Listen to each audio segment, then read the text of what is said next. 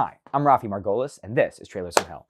Today we're going to talk about Elite Squad 2: Enemy Within. Now, this is one of the first movies that I saw when I moved to Los Angeles.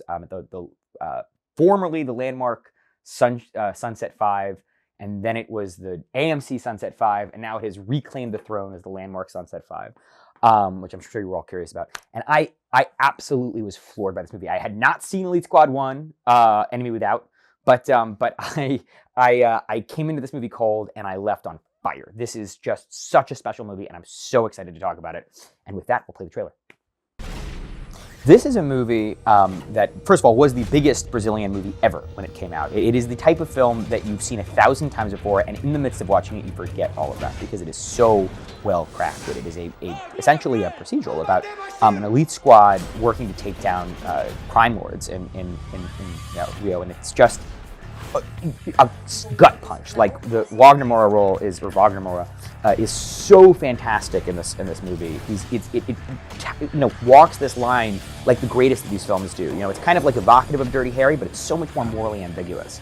You really don't know whose side is morally right. You just know that kind of everyone is wrong, and there are gradations of violence, and there are gradations of deplorable behavior. And it really reminds me a lot of the Don Winslow, at least the first book in his trilogy, Power of the Dog, which is just a fantastic piece of fiction that may never get adapted, so this is the closest thing we have. And it's about, what happens when you have to fight monsters and how you have to become a monster.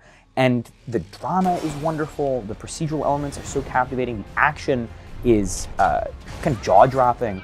It really feels urgent and unique, despite the fact that it's, again, the oldest story in the book, the story of, what you have to do to fight crime, and it also reminds me a bit of Prince of the City, just in terms of the sprawl of it. This movie feels so robust, and José Padilha, who directed this, went on to do Narcos, which obviously I think, there are similarities to be drawn, but this is, I think, his finest work, and I cannot recommend it enough for people who want a fantastic piece of crime fiction.